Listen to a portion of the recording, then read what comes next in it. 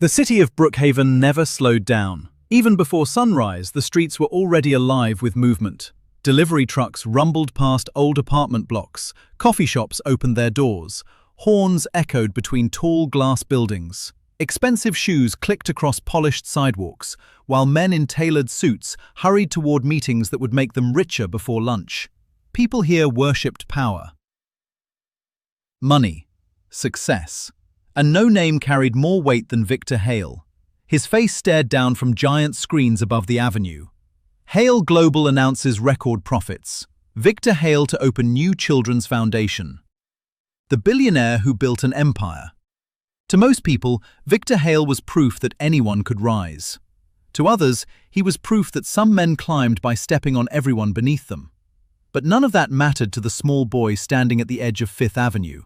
He wasn't reading headlines. He wasn't watching billboards. He was watching the road. His name was Elijah.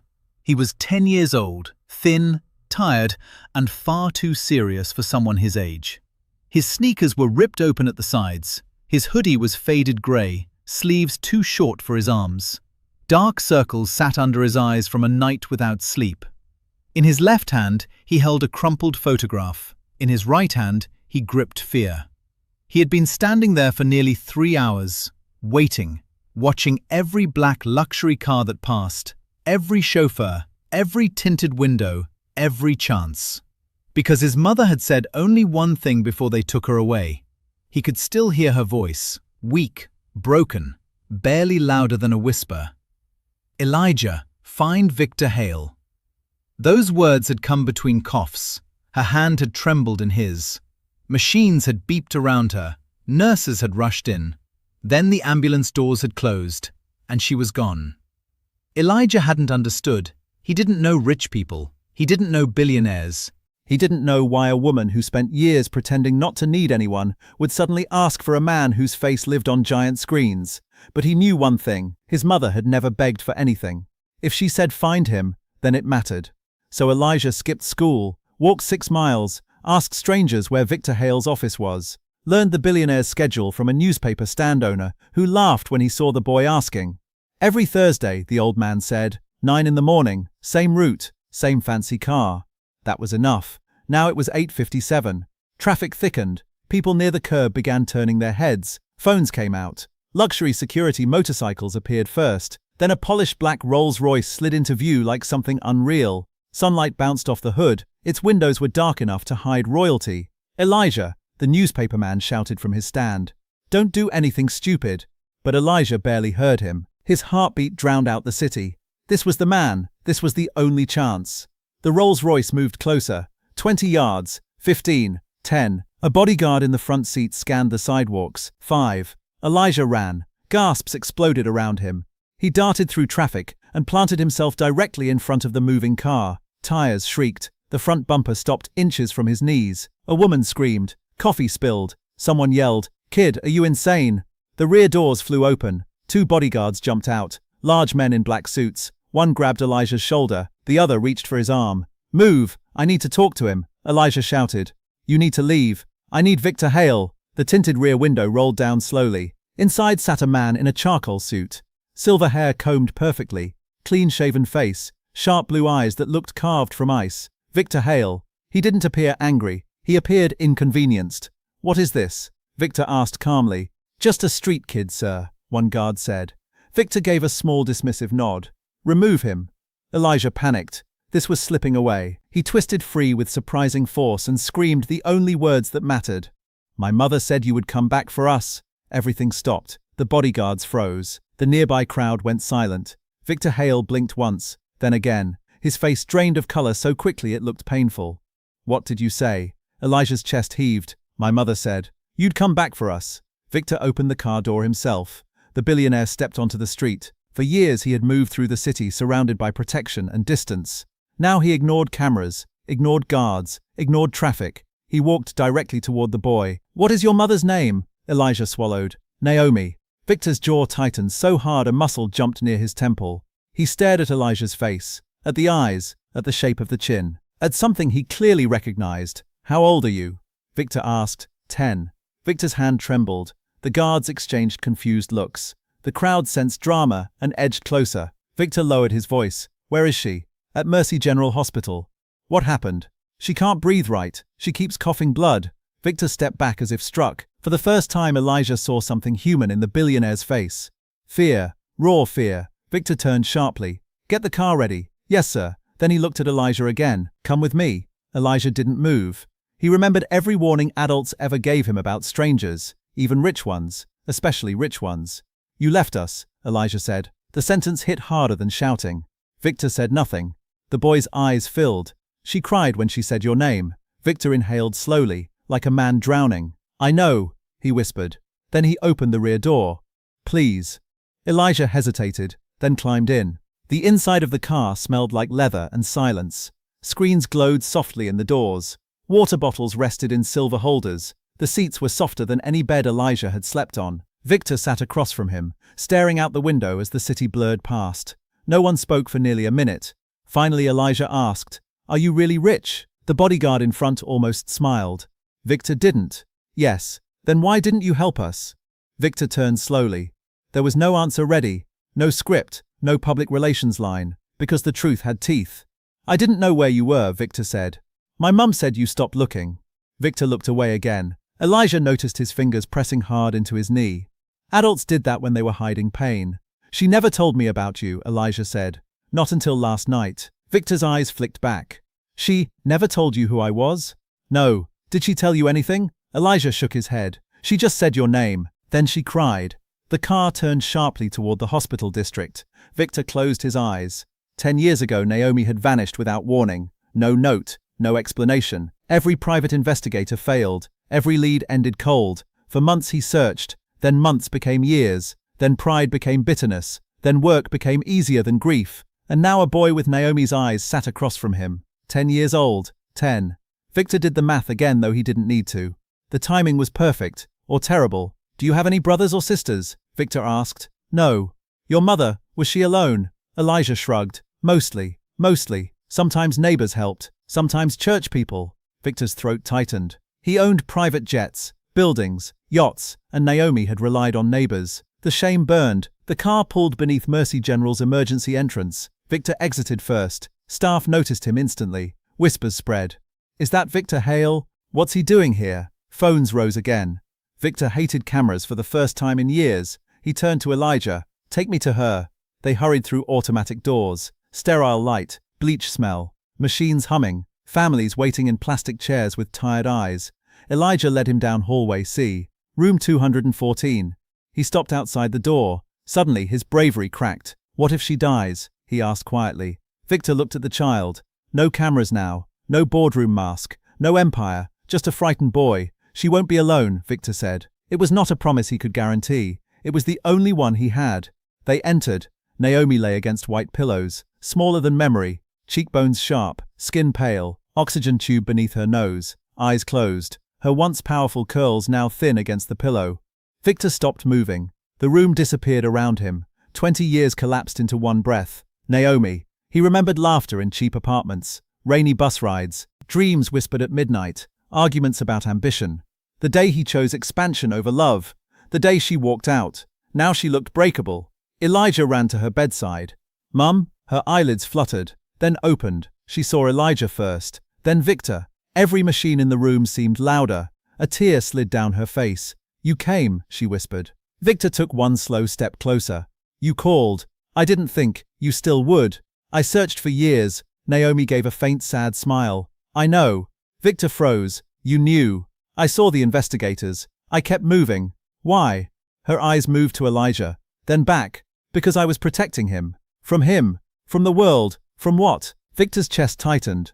Elijah, give us 1 minute, Naomi whispered. No, please. He looked at Victor suspiciously, then shuffled to the hallway. Victor stood beside the bed. 1,000 accusations waited in him. Only one escaped. Is he mine? Naomi stared into him. Yes. Victor's legs nearly failed. He gripped the bed rail. 10 years. 10 birthdays. 10 winters. 10 summers. Gone. He's yours, she repeated. And I'm sorry. Victor's eyes filled despite every instinct. Sorry? He whispered. You stole my son.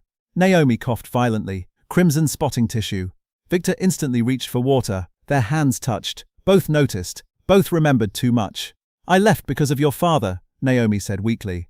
Victor went still. His father had died 8 years earlier. Powerful, cruel, untouchable. What about him? Naomi looked toward the closed door. He threatened Elijah. Victor's blood turned cold. What? He knew I was pregnant before you did. He came to me alone. Said if I stayed, your future would be destroyed. Said your board would never accept me. Said mixed blood heirs would ruin the Hale name. Victor stared in disbelief. Naomi continued. He offered money. Victor said nothing. I refused. What else? Naomi's eyes trembled. He said accidents happen. Victor stepped back. No. His father was ruthless in business, manipulative, heartless. But this, I didn't tell you because you worshipped him then. Naomi whispered. You would have chosen him. Victor remembered younger arrogance, blind loyalty, desperate hunger for approval. He hated how possible it sounded. So I disappeared, Naomi said. I chose safety over love. Victor's face hardened with grief. And you decided for me. Yes. You took my son. Yes. You let me believe you vanished. Yes. She closed her eyes. I know what I did. Silence swallowed the room. Then footsteps pounded outside. A nurse rushed in. Sir, you need to step back. Monitors beeped faster. Naomi struggled for breath. Elijah burst in. Mum. Doctors followed. Victor was pushed aside as staff surrounded the bed. Commands flew. Oxygen. Pressure dropping. Call respiratory. Elijah cried openly. Victor reached for him instinctively. The boy resisted, then collapsed into his side anyway. Together they watched helplessly. Naomi's eyes searched the room one last time. They found Elijah, then Victor. Her lips moved. Victor leaned closer. 2 words. Protect him. The monitor screamed. Black screen in Victor's mind. Doctors moved fast. Compression. Medication. Machines. Elijah buried his face into Victor's jacket. Victor held the boy with shaking hands. And for the first time in decades, the richest man in Brookhaven prayed. The shrill tone of the heart monitor drilled through the room like a blade. Doctors moved with practiced urgency. Charge to 200. Clear! Naomi's body jolted against the bed. Elijah screamed. Victor tightened his arms around the boy as if the strength in his own body could somehow protect him from what he was seeing. It couldn't. Nothing in Victor Hale's life had prepared him for this. He had faced hostile takeovers, government investigations, market crashes, public scandals, predators in $1,000 suits who smiled while trying to destroy him. He had beaten all of them. But this room, this white room with fluorescent lights and a dying woman, it terrified him more than anything he had ever known. Again. Clear! Naomi's body lifted and dropped. The machine screamed. Victor looked at her face between the chaos. He saw the woman who once laughed at expensive restaurants because she preferred street tacos. The woman who danced barefoot in their first apartment. The woman who once told him wealth was just another kind of prison if a man worshipped it too much. He had laughed back then. He wasn't laughing now. Elijah twisted in his arms. Let me go! Let me go! Victor released him. The boy rushed to the bed, but a nurse caught him gently. You need to stand back, sweetheart. That's my mum. His voice cracked so sharply that everyone in the room felt it. Victor stepped forward. Do whatever it takes, he said. The lead doctor barely glanced at him. We already are. Victor was not used to being ignored. But in that room, money had no authority. Titles meant nothing. The machine either changed, or it didn't. Seconds stretched like hours. Then, a beat. One. Then another. The monitor rhythm steadied. The screaming tone disappeared. Naomi's chest rose weakly. The room exhaled. We've got her, the doctor said. Elijah collapsed into tears. Victor nearly did too. The medical team adjusted lines, checked readings, wrote numbers, then slowly cleared out. The lead doctor removed his gloves. She's alive, he said, but unstable. What does that mean? Elijah asked. The doctor knelt to meet the boy's eyes. It means your mum is very sick, and we're trying to help her. Victor stepped in. What does she need? The doctor stood. Immediate treatment, specialist intervention, advanced pulmonary care, possibly surgery depending on scans. Then do it. It's not that simple. Victor's jaw tightened. It always becomes simple when I say do it. The doctor held his gaze without fear. In business maybe, not medicine. Victor blinked. The man continued. She's uninsured. She delayed treatment too long. Infection has damaged her lungs. We need authorization, transfer approval, medication access, and time. Done. Mr. Hale. Done. Victor repeated. Whatever is required. The doctor studied him, then nodded once. "I'll make calls." As he left, Elijah tugged Victor's sleeve. "What's uninsured?" Victor looked down. "It means the world charges people for surviving." Elijah frowned. "That sounds stupid." Victor almost smiled. "It is." Naomi slept under sedation while rain began tapping against the hospital windows. Elijah sat in a chair beside the bed, clutching the crumpled photograph. Victor stood near the wall, unsure what to do with his own hands. He had signed billion-dollar agreements with less discomfort than he felt standing there. Finally he noticed the photograph. "What's that?" Elijah looked suspicious. "My picture. May I see it?" The boy hesitated, then handed it over. Victor unfolded it carefully. It was old, creased, worn at the corners from years of handling. A younger Naomi stood in a park, smiling. In her arms was a baby wrapped in blue cloth. The baby's face was tiny and sleeping. Written on the back in faded ink, "Day 3. He has your eyes." Victor sat down hard. 3 days old. Naomi had taken that photo and written those words while he sat somewhere in a boardroom chasing another contract. His throat tightened. "She kept it in a box," Elijah said quietly. "I found it last year." Victor looked at him. "Why didn't she tell you then?" "She said some people are safer as memories." Victor flinched. Naomi's words still knew how to cut. The boy tilted his head.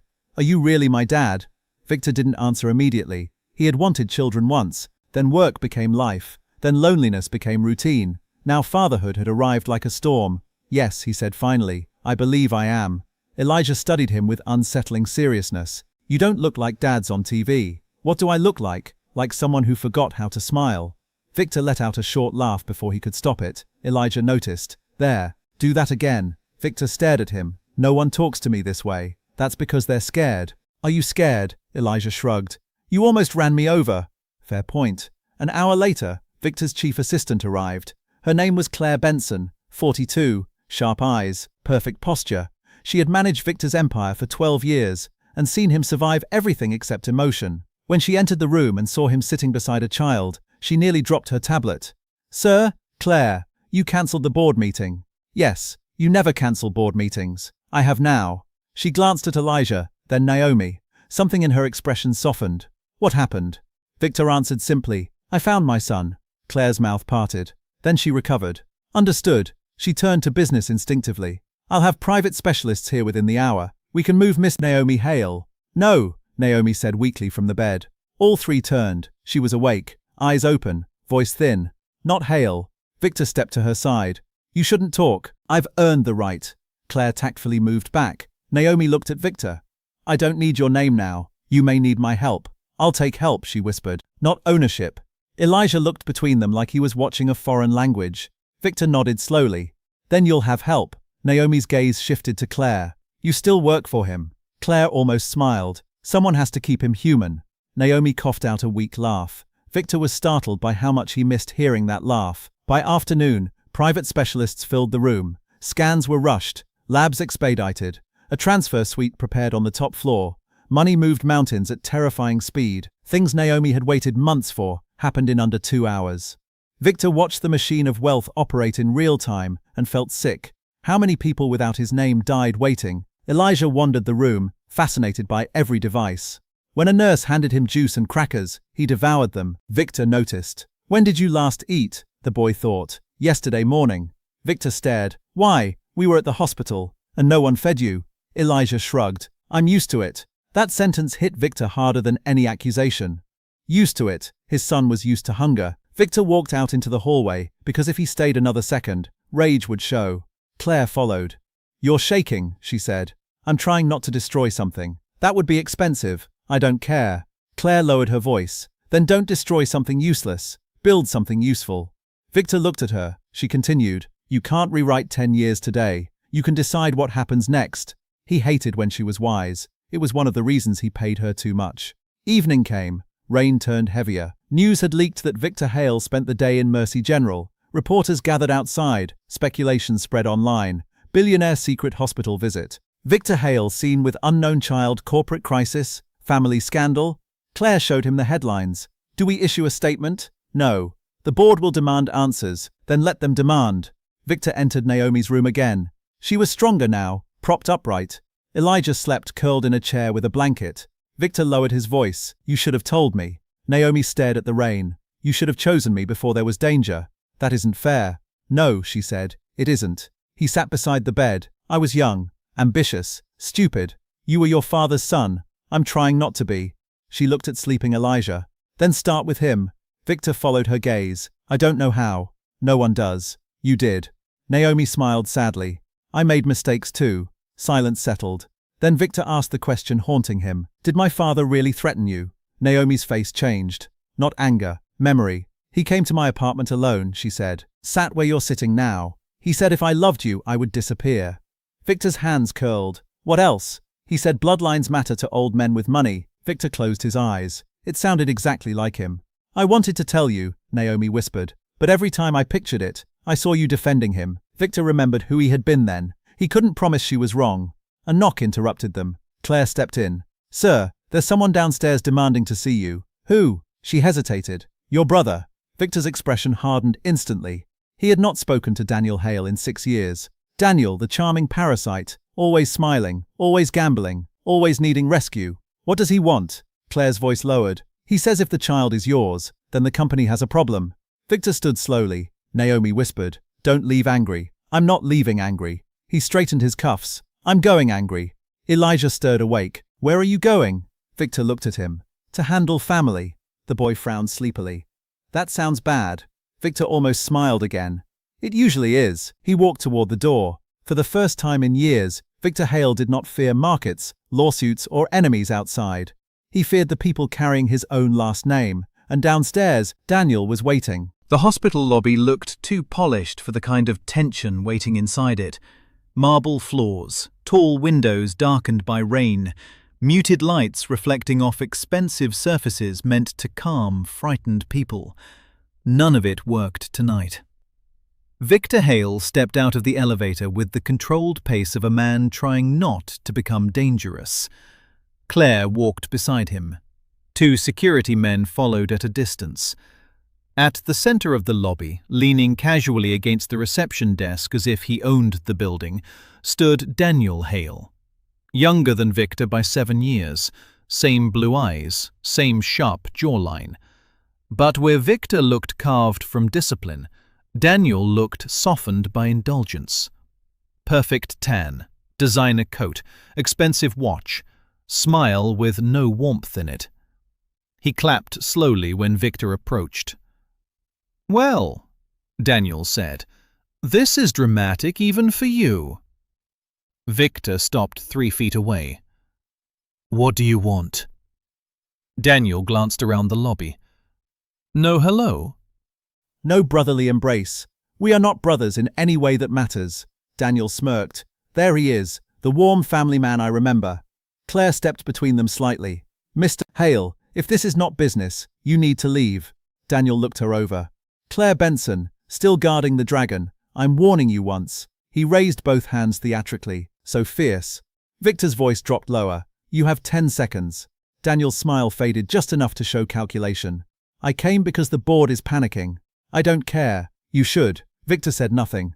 Daniel leaned closer. Word is you spent all day with a dying woman and a black kid who might be yours. Claire's expression hardened. Victor's did not move at all. That was usually when people should worry most. Daniel continued. Markets hate uncertainty. Investors hate scandal. And our dear old board hates surprise heirs. He's a child, Victor said quietly. He's leverage. The words hung in the lobby like poison. Victor stepped forward. Security tensed. Daniel smiled wider. There you are. Victor's fists remained open at his sides. Barely. You came to discuss stock prices while a woman fights for her life. No, Daniel said. I came to discuss what happens if you suddenly decide to become sentimental. Claire spoke sharply. Leave. Daniel ignored her. If that boy is legally recognized, inheritance structures shift, voting power shifts, trust agreements shift. Victor's eyes narrowed. You memorized all that fast. Daniel shrugged. I had lawyers start an hour ago. Of course he did. Predators smelled blood quickly. Victor moved closer until only inches separated them. Listen carefully. If you drag that child into your games, Daniel interrupted with a grin. What child? The one father warned us about. The world went silent inside Victor's head. Claire stiffened. Victor's voice became almost gentle. What did you say? Daniel realized too late he had revealed something. He tried to recover with a laugh. Oh, come on. Victor grabbed his coat collar and slammed him against the marble pillar so hard the sound echoed through the lobby. Gasps came from staff nearby. Security moved, then stopped when Victor raised one hand without looking. Daniel coughed. "Have you lost your mind?" "No," Victor said. "I'm finding it." His grip tightened. "You knew." Daniel swallowed. "Everyone knew." Victor's pulse thundered. "What does that mean?" Daniel smirked again, weaker now. "Father knew Naomi was pregnant. I knew he was handling it. You were too busy pretending to be him." Victor released him suddenly. Daniel staggered, fixing his coat. "You're lying." "Am I?" Daniel dusted his sleeve. "You think father built an empire by allowing inconvenient stories." Victor wanted to deny it, but memories had begun rearranging themselves all day. Phone calls his father interrupted. Trips Naomi cancelled after strange moods, the sudden private security pressure around Victor at the time. Board members treating him strangely, questions he never understood, pieces that meant nothing then, pieces that now formed a knife. Daniel smiled again, seeing damage done. "You were always the favorite, but even favorites get managed." Victor stepped forward. Daniel wisely stepped back. "Get out," Victor said. "You should thank me." "Leave. The board meets tomorrow at 8. I said leave. Daniel spread his hands and backed toward the door. "One more thing." Victor said nothing. "If the boy is yours, he isn't the only surprise father left behind." Then Daniel turned and walked into the rain. The elevator ride back up felt too slow. Victor stood alone inside. Claire had remained downstairs to contain witnesses and press leaks. He preferred it. For the first time in years, silence did not soothe him. It accused him. He saw himself at 32, hungry, arrogant, obsessed with becoming untouchable. His father's approval had felt like oxygen then. Every time Naomi complained about how often Victor cancelled plans, he defended ambition. Every time she questioned the Hale family values, he laughed. Every time she asked if success was changing him, he said she was emotional. And while he played heir to an empire, his father was threatening the woman he loved. Victor slammed his fist into the elevator wall. The metal dented. He barely felt it. When the doors opened, Claire waited outside. "You need to stop hitting expensive property," she said. "He knew, I assumed. Why didn't you tell me?" Claire's eyes sharpened. "Because I learned it today." Victor paused. "How?" "I called someone who used to work for your father." She handed him a small envelope. "No cameras in the hallway," she said. "Read it privately." He opened it immediately. Inside was a photocopy of an old payment ledger. A transfer of $2 million. Recipient hidden behind shell accounts. Date 10 years ago. Notes line, "N relocation matter resolved." Victor stared. Naomi had said his father offered money. She refused. So where had the money gone? Victor looked up. "Who received this?" "We don't know yet." He folded the paper slowly. "Find out." Claire nodded. "There's more." She handed him a second item. An old key. Brass. Engraved with the number 17. "Found in archived records," she said. "Your father rented a private storage unit under a fake company." Victor looked at the key. "What's inside?" "I was waiting for your permission." "You have it." Claire's expression darkened. "I already sent someone." That was why he trusted her more than most blood relatives. Inside Naomi's room, Elijah was awake again. He sat cross-legged on the chair eating hospital pudding while watching cartoons with the volume low.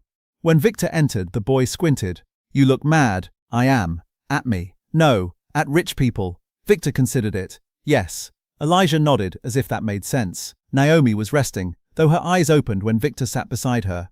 "He came, didn't he?" she asked. "Daniel," she nodded weakly. "How did you know?" "Because bad news in your family usually arrives dressed well." Victor almost laughed despite himself. "He knew father threatened you." Naomi looked unsurprised. "Of course he did. You knew Daniel knew." "I suspected." Victor rubbed his temples. "What else don't I know?" Naomi watched him carefully. "That depends. Do you want truth or comfort?" "Truth. It will hurt. I've noticed." She inhaled slowly.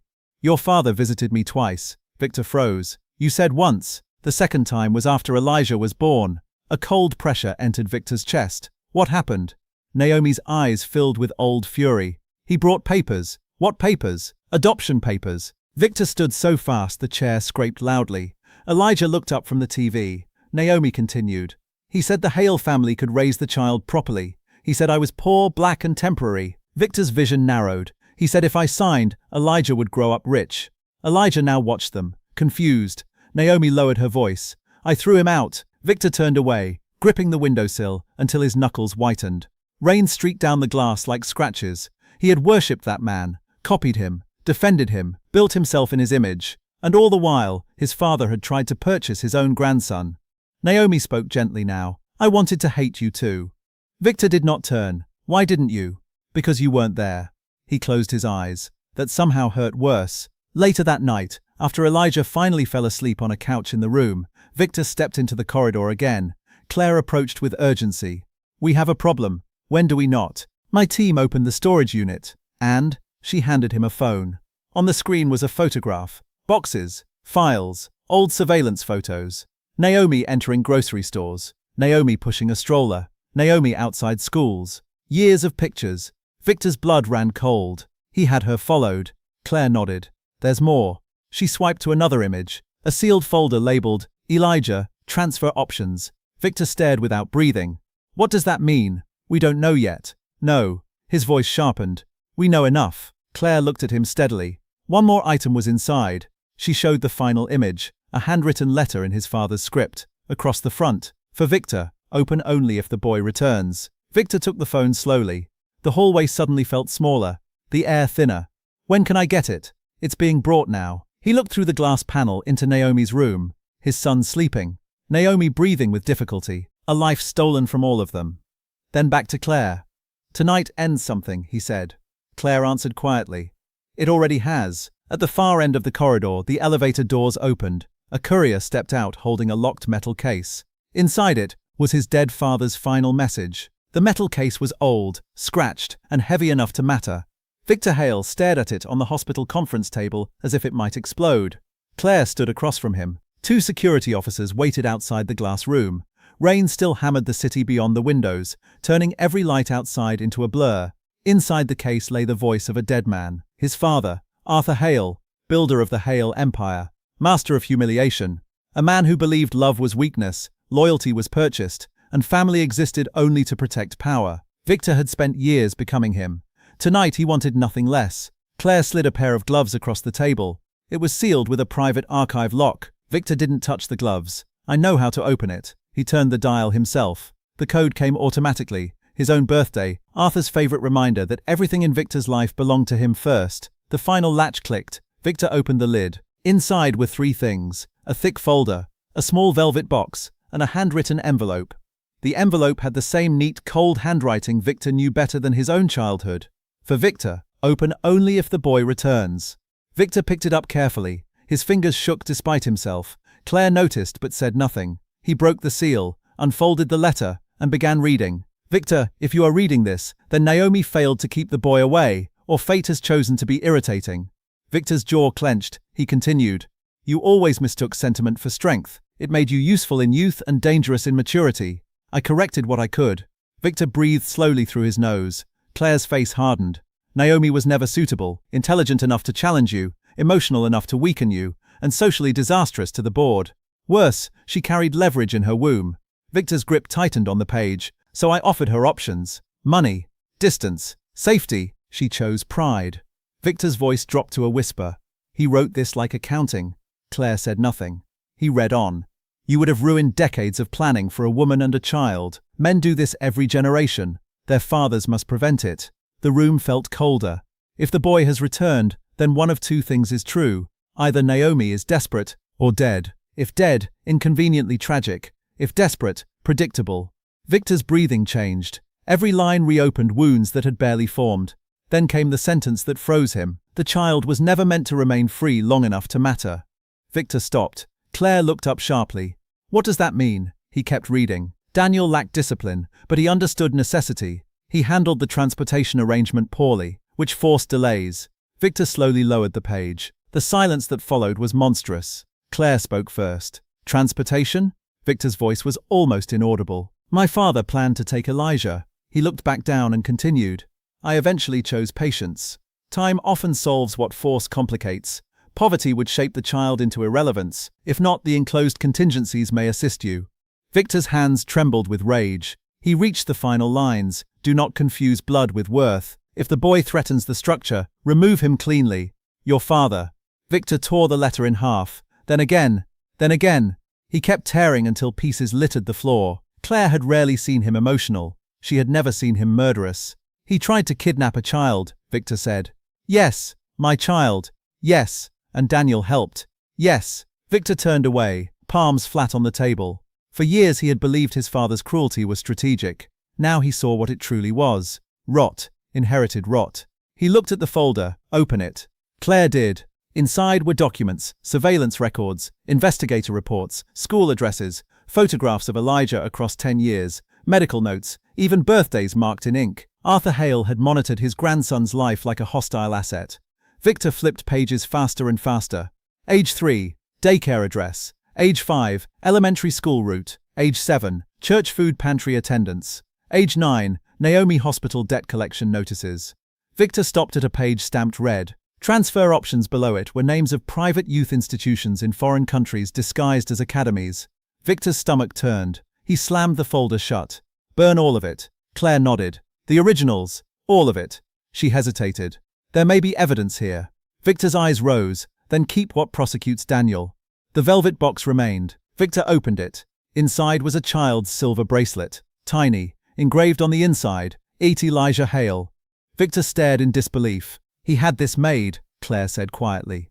Victor remembered suddenly. 10 years ago, his father had invited him to dinner and toasted the future of the Hale bloodline. Victor had thought it was another manipulative speech. Arthur already knew Naomi had given birth. He had ordered jewelry for the child he planned to steal. Victor shut the box. Some men deserved graves without flowers. A knock came at the glass door. A nurse stood there. Mr. Hale, your son is asking for you. The words landed strangely. Your son. Victor followed her immediately. Elijah sat upright on the couch in Naomi's room, eyes red with sleep. Naomi was awake too, weaker than before but alert. The boy looked worried. Where were you? Handling something. You always say things weird. Victor almost smiled. I'm learning. Elijah pointed to the chair. Sit. Victor obeyed before realizing how unusual that was. The boy studied him carefully. Are you going to disappear again? The question struck deeper than any accusation from adults ever had. Victor answered honestly. I already did once. That's not what I asked. Naomi watched quietly. Victor leaned forward. No. Elijah narrowed his eyes. Promise. Victor had made promises in contracts, politics, mergers, campaigns. Those were easy. This was terrifying. I promise. The boy nodded once as if filing it for future verification. Then he reached into his pocket and handed Victor a folded paper. What's this? My school drawing. Victor opened it. Crayon figures stood under a bright yellow sun. One was Naomi, one was Elijah. The third was tall, colored in gray, standing far away near a building. Who's this? You, Elijah said. Victor looked at him. But I wasn't there. I know. Victor could not speak for several seconds. Then Elijah added quietly, I left space so you could come later. Naomi turned her face away, tears in her eyes. Victor stared at the drawing like it was more valuable than any asset he owned. Because it was. The door burst open. Claire entered fast. We need a minute. Victor stood immediately. What happened? She looked at Naomi, then Elijah, then back to Victor. Daniel is gone. So, he emptied 3 offshore accounts and boarded a private jet 40 minutes ago. Victor's face hardened. Where? Unknown. Flight plan falsified. Freeze everything. Already trying. There's more? Claire nodded. He spoke to the press before leaving. Victor said nothing. She handed him a tablet. News channels flashed across the screen. Victor Hale hides secrets on air scandal. Threatens Hale. Global former brother. Claims child is fraud. Elijah looked frightened. Are they talking about me? Victor lowered the screen. No. Naomi coughed hard. The monitor numbers dipped. Nurses rushed in. The lead doctor followed. We need to take her for emergency intervention now. Elijah grabbed Naomi's hand. No. Naomi forced a smile. Baby, listen to me. He shook his head violently. No. She touched his cheek weakly. You are brave, even when scared. Don't go. I have to try. Victor stood frozen. Naomi looked at him. If I don't come back, don't, he said sharply. She continued anyway. If I don't, raise him better than we raised ourselves. Victor's eyes burned. You'll tell him yourself. She gave the smallest smile. Still trying to control outcomes. Doctors began moving the bed. Elijah cried openly, walking beside it until the doors of the surgical elevator closed. Then she was gone. The hallway became silent except for the boy's sobbing. Victor knelt in front of him. For the first time in his life, he didn't know what words could help, so he did the only honest thing left. He opened his arms. Elijah fell into them, and Victor held his son while the empire outside began to burn. Minutes later, Claire's phone rang. She answered, listened, then slowly looked at Victor. What now? He asked. Her face had gone pale. The jet Daniel used, she swallowed. It crashed after takeoff. Victor stared. Dead? We don't know. Claire lowered the phone. But if he survives, she glanced at Elijah, he may be the only person alive who knows where the missing money went. Victor looked toward the surgical doors, then toward the storm outside. Everything old was collapsing, everything new was unfinished, and somewhere in the wreckage, Daniel Hale might still be alive. The surgical floor smelled like antiseptic, fear, and waiting. Victor Hale had spent nights in boardrooms where fortunes were decided before dawn. He had spent mornings in courtrooms where reputations were destroyed with one sentence. He had spent years in penthouses, private jets, and towers above the city. None of those places had ever felt as helpless as the plastic chair outside operating room 3. Elijah sat beside him with swollen eyes, clutching the crayon drawing in both hands. Rain still battered the windows. News alerts kept vibrating across Claire's phone. Stock declines, media frenzy, emergency board demands, Daniel Hale jet crash updates. Victor ignored all of it. The only door that mattered was the one marked "Surgery in Progress." Elijah leaned against him. "Do surgeries hurt?" Victor looked down. "I think waiting hurts more." The boy considered that. "Do rich people get scared?" "Yes." "Same as poor people?" Victor nodded slowly. Thoughtful. Sometimes more. Elijah frowned. "That's weird." "It is." The boy stared at the floor. "If Mum dies, do I have to live with you?" Victor felt the question like a blade wrapped in honesty. "You don't have to do anything. But would I? If she wants that, and if you want that, yes." Elijah was quiet. Then, "Your house probably smells expensive." Victor blinked. "What does that mean?" "I don't know. Fancy soap maybe." For the first time that night, Victor laughed openly. The sound surprised even him. Elijah looked pleased. "There, you remembered." "Remembered what?" "How to smile." 3 hours later, the surgeon emerged. Mask lowered, eyes tired. Victor stood instantly. Elijah jumped up. The doctor looked at Naomi's chart, then at them. She made it through. Elijah burst into tears of relief. Victor closed his eyes and exhaled a breath that felt trapped for 10 years. The doctor continued. "She lost a lot of strength, but the procedure was successful. Recovery will be difficult. She'll need long-term treatment, monitoring and support." "She has it," Victor said immediately. The doctor gave a small nod. "She'll be moved to ICU shortly. Only one visitor at first." Elijah grabbed Victor's hand without realizing it. Neither of them mentioned it. Naomi looked pale beneath the ICU lights. Machines breathed and blinked around her. When her eyes opened, the first face she saw was Elijah's.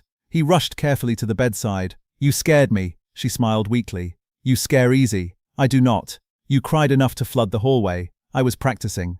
Naomi laughed softly, then winced. Victor stood back near the wall, unsure, uninvited, seen too late. Naomi turned her head. "Come closer, Victor." He obeyed. For all his wealth, power, and control, he obeyed the sick woman in the hospital bed. "I heard the surgeon say you didn't leave." "I'm done leaving." She studied him. "That sounds expensive." "It will be." A faint smile touched her lips. Then she grew serious. "Arthur's gone. Daniel may be gone too. But damage survives men." Victor understood. Patterns, pride, cruelty passed down like inheritance. "I know." "No," she whispered. "You're beginning to know." She looked at Elijah. "Then prove it." By morning, Brookhaven was in chaos. Hale Global stock plunged 14%. News vans lined the hospital entrance. Social media exploded with debates over race, power, inheritance, and secret children. Former employees came forward anonymously with stories about Arthur Hale. The board demanded Victor appear immediately. Claire entered the ICU waiting room with 3 tablets and no patients. "Congratulations," she said. "Your family scandal has become a national conversation." Victor sipped terrible hospital coffee. "Good," she paused. "That was not the expected response." "Then enjoy surprise." She handed him a document. "The board wants you in the tower in 30 minutes. "No." They said mandatory. "Still no." "They may vote to remove you as acting chairman." Victor stood. "Then schedule the vote." Claire stared. "You built this company for 20 years. I know exactly what I built." He looked through the glass at Naomi sleeping and Elijah drawing beside her bed. "And I know what it cost." Claire slowly smiled. "Well, this should be entertaining." The Hale Global boardroom was the most powerful room in the city. 42nd floor, glass walls, long walnut table, men and women who controlled billions. They expected the old Victor, cold, precise, untouchable. Instead, he entered carrying Elijah's crayon drawing folded in his suit pocket. Board members began talking immediately. "This scandal must be contained." We need paternity verification. Investors require clarity. Your brother made damaging allegations. A temporary leave may protect value. Victor sat at the head of the table, then raised one hand. Silence followed. For years they feared his authority. Today they felt something else. Finality. My father built this company through fear, Victor said. Several members exchanged glances. I expanded it through obsession. He placed both hands on the table. That era ends now, a director scoffed. This is emotional instability. Victor looked directly at him.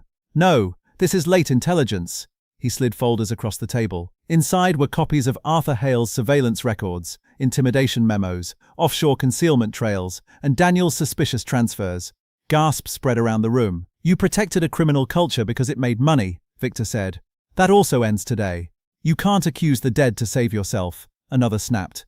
Victor leaned back. I'm not saving myself. He pressed a remote. Screens lit up. A live press conference feed appeared downstairs in the lobby. Claire stood at the podium. Reporters packed shoulder to shoulder. Victor continued.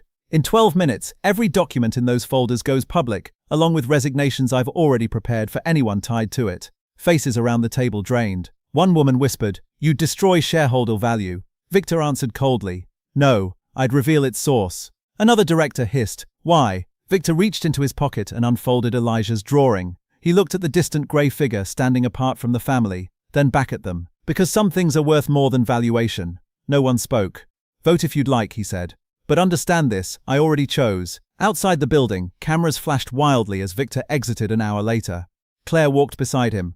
What happened? 7 resignations. And you? I remain, she smirked. Reformer now? Don't insult me. She handed him another file. Daniel's jet. Victor stopped. Alive. The crash was minor. He escaped before authorities arrived. Where is he? Unknown. She opened the file. But he withdrew cash from a Marina account 30 minutes ago. Victor scanned the page. Pier 19, Harbor District. He looked up. Call security. Claire's eyes sharpened. I already did. Fog rolled across the harbor by sunset. Boats knocked softly against wet wood.